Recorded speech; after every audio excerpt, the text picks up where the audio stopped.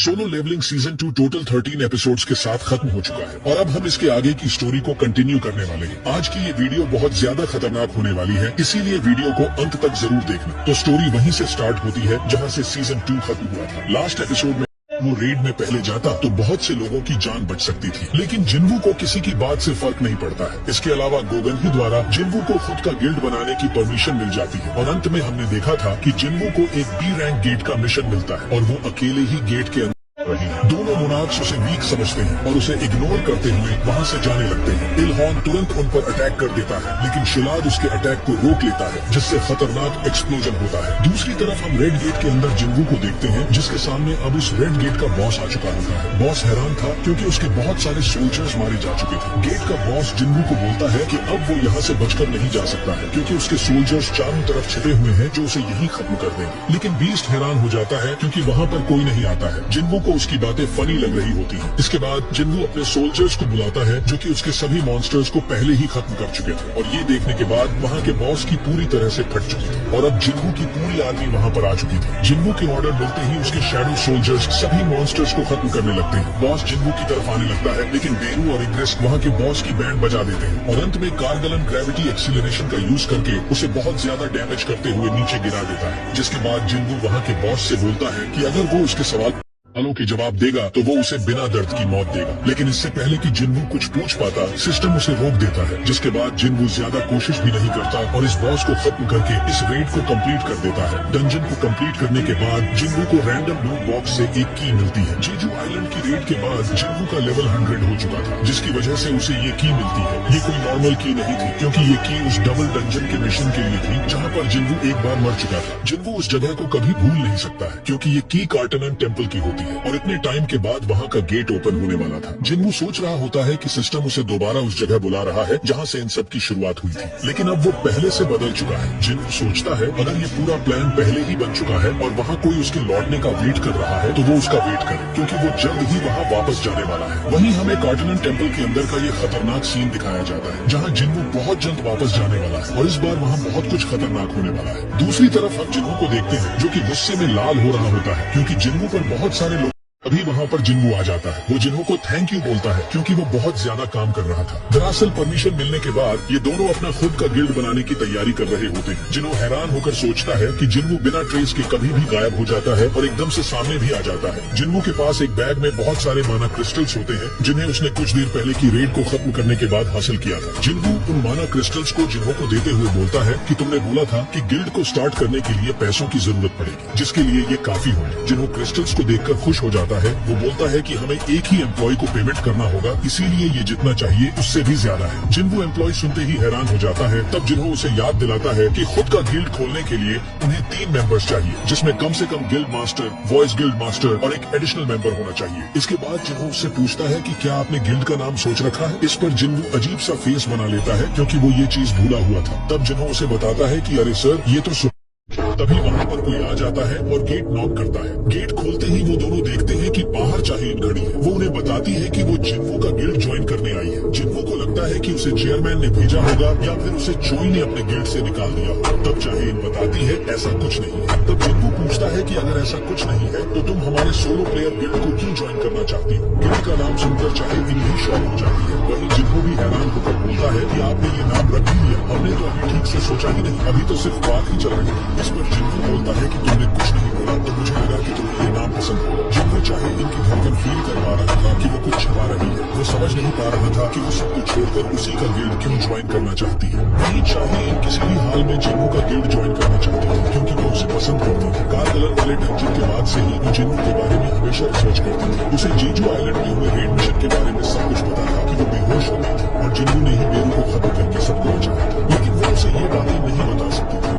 क्योंकि उसे लग रहा था कि अगर उसने अपनी फीलिंग्स बताई तो जिन्वू उसे पागल समझेगा। इसीलिए वो बोलती है कि उसे सिर्फ एक अच्छी लाइफ जीना है। इसी बीच जिन्वू से बोलता है कि लगता है कि हंटर्स ने इससे बहुत ज्यादा मेहनत कराई होगी, इसीलिए वो उनसे परेशान हो गई है। इस पर जिन्वू भी सोचने लगता है कि जिन्वू की बात में दम है। इस एज में वो एस रैंक हंटर बन गई, जिसकी इसका मतलब इसके सिर पर बहुत बोझ रहा होगा। इसके अलावा वो जीजू आइलैंड में भी मरते मरते बची है, इसीलिए जिन्नू को उसके लिए बुरा लग रहा होगा। जिसके बाद जिन्नू बोलता है कि हमारा गिल्ड ज्वाइन करने के लिए तुम्हें पहले एंट्रेंस टेस्ट देना होगा। जिन्नू की बात से शाहीन हैरान हो जाता है, क्योंकि उसे रिक्वायरमेंट के लिए टेस्ट के बारे में कुछ नहीं पता था। जिन्नू बताता है कि ये नया रूल है, इसीलिए हमारा वॉइस गिल्ड मास्टर इस रूल को ऐड करना भूल गया है। इसके बाद जिन्नू को कुछ स्नैक्स लेने के लिए वहाँ से भेज देता है। अब चाहे जिन्नू से पूछती है कि ये किस तरह का टेस्ट होने वाला है। जिन्नू हैरान था कि ये सच में सीरियस है। वो चाहे इनको बताता है कि उसे उसके शैडो सोल्जर में से किसी एक को हराना हो। तब चाहे बोलती है कि लगता है कि तुम जो काम आंक रहे हो। वो पूछती है कि उसे किससे फाइट करना होगा। जिन्नू भी स्माइल करते हुए उसे बताता है कि वो उसके लिए सबसे पावरफुल सोल्जर को चूज करेगा, और चाहे इन भी मान जाती है। वो पूछती है कि ये टेस्ट कब होने वाला है। जिन्नू बताता है कि अभी और इसी वक्त हंटर एसोसिएशन के जिम्नेशियम में, जो कि जिम्नेशियम दूर था, और जिन्नू को अपनी शैडो एक्सचेंज की पावर को टेस्ट करना था कि क्या वो अपने साथ किसी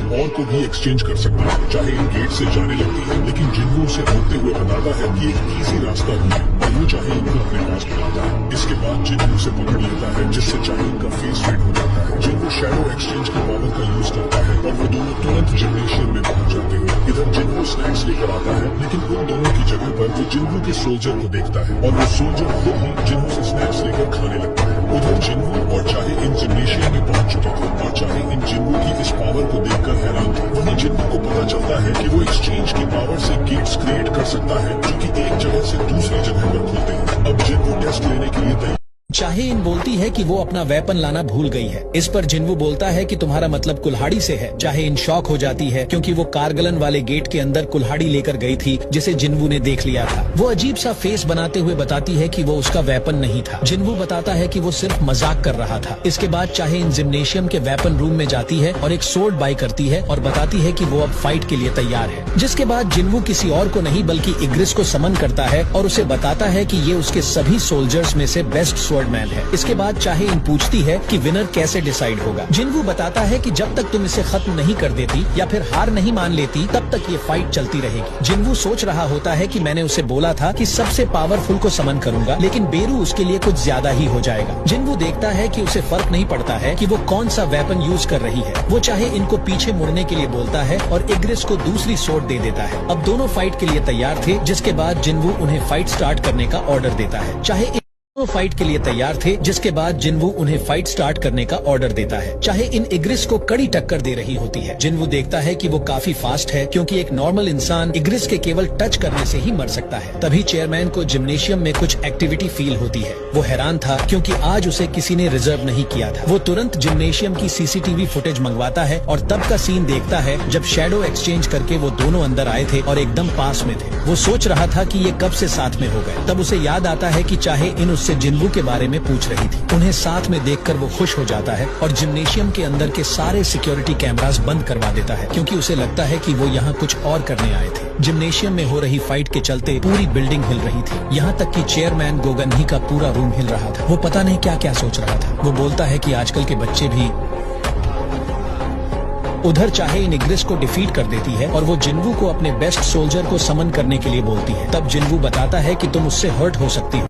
बताती है कि मुझे फर्क नहीं पड़ता, क्योंकि वैसे भी मुझे उससे दोबारा फाइट करनी है। तब जिन्नू समझ जाता है कि वो बेरू से फाइट करना चाहती है, क्योंकि एक बार वो उससे हार चुकी थी। जिसके बाद जिन्नू बेरू को समन करता है, और वो चाहे इनसे पूछता है कि क्या वो सच में इससे फाइट करना चाहती है। जिन्नू जानता है कि भले ही शैडो सोल्जर्स मरने के बाद पहले से वीक हो जाते हैं, लेकिन बेरू को केवल हंटर्स को खत्म करने के लिए बनाया गया था। उसने एक किलिंग वेपन की तरह जन्म लिया था, इसीलिए जिन्नू को डर था कि कहीं वो चाहे इनको चोट ना पहुंचा दे। अब बेरू जिन्नू से बोलता है कि माय किंग, मुझे इस इंसान के साथ क्या करना है। जिन्नू उसे बताता है कि तुम्हें उसे हराना है, पर ध्यान रखना कि गलती से भी वो डैमेज ना हो। बेरू मान जाता है और चीखने लगता है। उसके ऑरा को देखकर चाहे इन डर जाती है कि जिन्नू इससे फाइट कर चुका है। इसके बाद बेरू फाइट के लिए तैयार हो जाता है और अपने नाखून बढ़ा लेता है, लेकिन जिन्नू उससे बोलता है कि उसे अंदर करो, अगर उसे एक खरोंच भी आई तो तुम्हारा जीना हराम कर दूंगा। ये सुनते ही बेरू की फट जाती है और वो नॉर्मल हो जाता है और अपने पंजे अंदर कर लेता है। इस बार चाहे इन पहले से पहले बेरू उसके पीछे पहुंच जाता है, जिससे चाहे इनके फेस में पसीने आ जाते हैं क्योंकि बेरू ने उसके साथ पहली बार भी यही किया था। चाहे इन ये बोलते हुए वापस अटैक करती है कि सेम ट्रिक उसके लिए वर्क नहीं करेगी। वहीं बेरू सोच रहा होता है कि मालिक ने मुझे बिना डैमेज किए हराने को बोला है, इसीलिए वो सोचता है कि उसे केवल अपनी पावर दिखाना है, जिसके बाद वो खुद ही हार मान लेगी। लेकिन चाहे इन उस पर लगातार अटैक करती है और बेरू बिना अटैक किए उसके सभी अटैक्स को डॉज कर लेता है। इसके बाद बेरू चीखता है और उसकी केवल चीख से ही चाहे इन पीछे उड़ जाती है, जिससे जिन्वू को लगता है कि चाहे इन हार मान जाएगी, लेकिन वो हार नहीं मानती है। इसीलिए जिन्वू पूरी तरह से हैरान था कि ये जानने के बाद भी कि बेरू उससे बहुत ज्यादा पावरफुल है, फिर भी वो फाइट कर रही है। जिन्वू जानता है कि बेरू सबसे अलग है, भले ही वो सोच समझ सकता है, लेकिन वो एक किलिंग मशीन है और अब तक बेरू उसे खत्म करने के लिए खुद को रोके हुए है। लेकिन जिन्वू ये भी जानता है कि चाहे इनके पास भी फाइट करने के लिए अपने खुद के रीजंस हैं। अब बेरू को धीरे धीरे गुस्सा आ रही थी क्योंकि उसकी डिक्शनरी में होल्ड बैक करने का सिस्टम नहीं था।